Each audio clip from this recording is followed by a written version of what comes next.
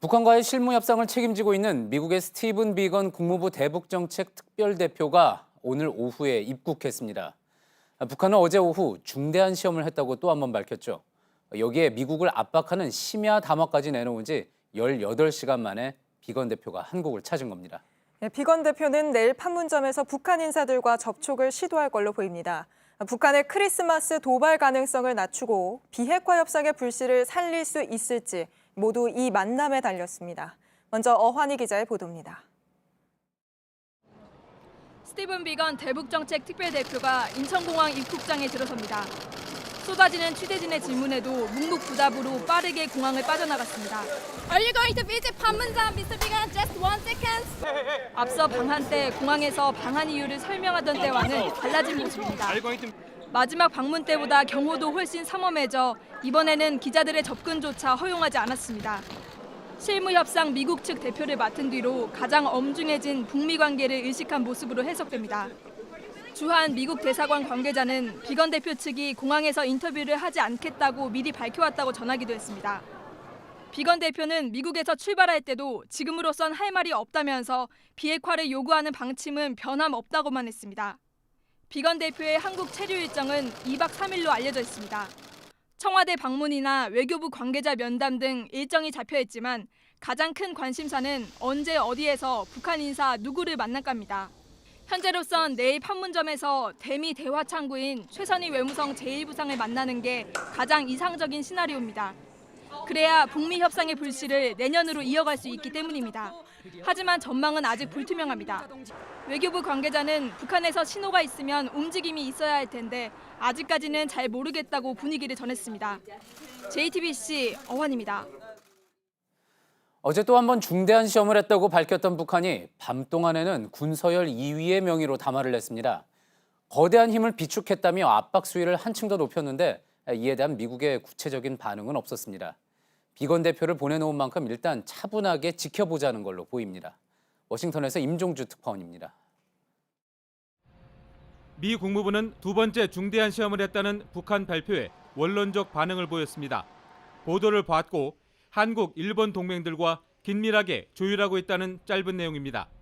엿새 전 첫 중대시험 발표가 나왔을 때와 비슷한 기류입니다. 북한 발표를 면밀히 분석해 신중히 대응하겠다는 취지로 읽힙니다. 주말 외부 행사에 나선 트럼프 대통령도 관련 언급은 없었습니다. 앞서 북한은 어제 중대시험 발표 이후 다시 한밤중에 담화를 냈습니다. 우리 합참의장에 해당하는 총참모장 명의로 거대한 힘을 비축했다고 과시했습니다. 또 최근 시험이 또 다른 전략무기 개발에 적용될 것이라며 ICBM 관련 가능성을 시사했습니다. 이어 최고 영도자의 결심을 행동으로 관찰할 준비가 돼 있다고 밝혔습니다. 그러면서 미국을 겨냥해 자신들을 자극하는 언행을 삼가야 연말을 편하게 지낼 수 있을 것이라고 경고했습니다. 마크 에스퍼 미 국방장관의 불량국가 발언 등에 대한 맞대응 성격으로 풀이됩니다. 이 같은 날선 공방에도 미국과 북한 양측 군수 내부는 외교적 해결을 촉구하거나 발언 수위를 조절하는 모습을 보이는 등 대화 신호를 차단하진 않았습니다. 워싱턴에서 JTBC 임종주입니다. 어제 북한은 중대한 시험 사실을 발표하면서 오후 10시 41분부터 48분까지 7분간 시험을 했다고 공개를 했습니다. 굳이 이렇게 이야기한 이유가 뭔지 여러 궁금증들을 취재기자와 이야기 나눠보겠습니다. 김태형 기자가 나와 있습니다.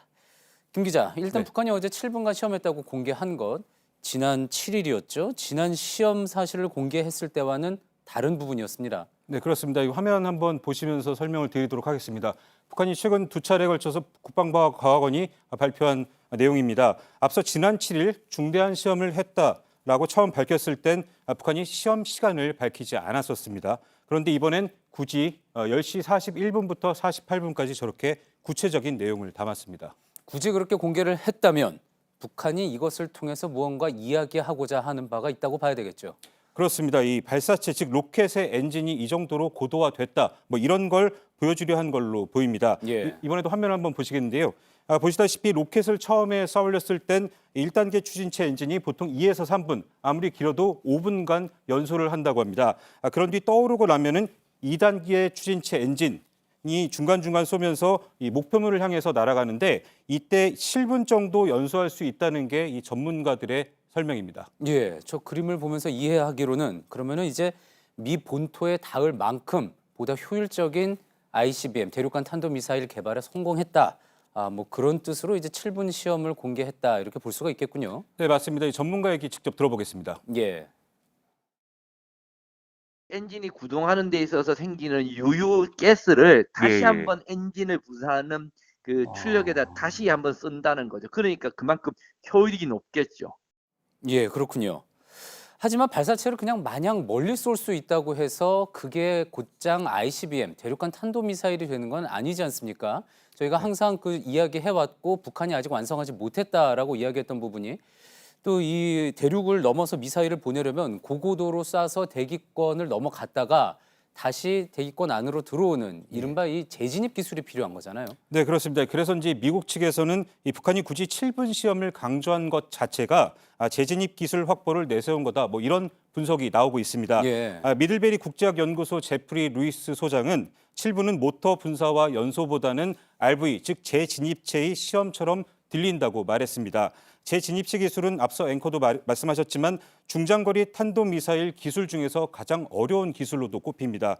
북한이 이미 2017년 화성 15형을 통해서 엔진의 출력 자체는 ICBM급임을 입증했던 만큼 이번 7분 시험이 그걸 넘어선 의미가 있다면은 재진입체 성능을 확인한 것일 수 있다는 게 미국의 일부 전문가들의 의견입니다. 예, 물론 북한이 밝힌 주장한 일방적으로 주장한 내용을 바탕으로 판단하는 것이기 때문에 좀 더 지켜봐야 할 문제입니다.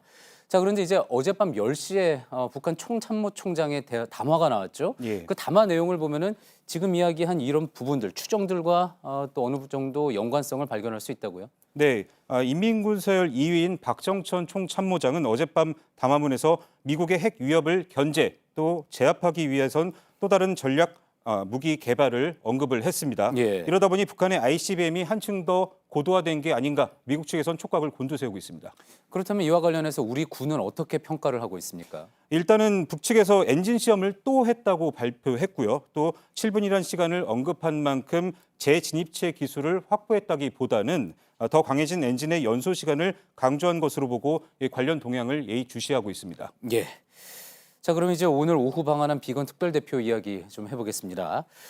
자, 비건 대표가 이제 중요한 거는 내일 판문점에서 여러 일정들 중에서 판문점에서 북한 실무자들을 만날 것이냐 하는 부분이잖아요. 네. 어떻습니까, 전망이? 현재로서는 만날 가능성은 커 보이지 않고 있습니다. 예. 당장 비건 대표는 앞서 리포트에서도 보셨겠지만 입국하면서 말을 아꼈습니다. 또 그보다 앞서서 미국을 떠날 때도 지금은 할 말이 없다라면서 말을 아꼈습니다.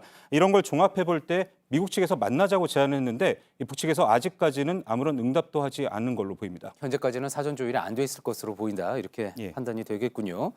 자, 그런데 북한에서 혹시 만나자라고 응답을 하더라도 앞서 저희 어한희 기자가 이야기했듯이 예. 누가 나오느냐가 또 중요하지 않습니까?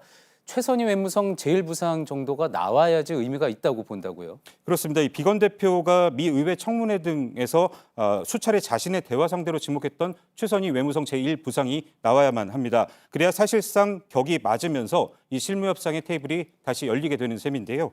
그게 아니라면 결국 북한이 대화 시한으로 못 박았던 연말까지 대화 없이 끝난 게 돼버리고 이렇게 되면 북한이 이른바 크리스마스 선물로 도발을 하고 또 이어서 내년 1월 1일 신년사를 통해서 김정은 위원장이 이른바 새로운 길을 선언하면서 강경 노선으로 돌아설 수가 있습니다. 이런 상황을 막을 수 있을 것인지가 비건 대표의 내일과 모레 이틀간 행보 그리고 북한의 반응에 달려 있는 겁니다. 예, 한반도 비핵화에 있어서 또 한 번 중요한 한 주의 막이 올랐다고 볼 수 있겠습니다. 잘 들었습니다. 김태영 기자였습니다. 문재인 대통령은 내일 비건 대표를 청와대에서 만날 예정입니다. 청와대 관계자는 매우 중요한 시점에 만남이 이루어지는 거라고 설명했습니다. 이번 접견에서 북한을 향한 미국의 메시지가 미리 공유될 수 있고 또 23일 예정된 한중 정상회담에 앞서 한미가 의견을 조율할 가능성도 있습니다.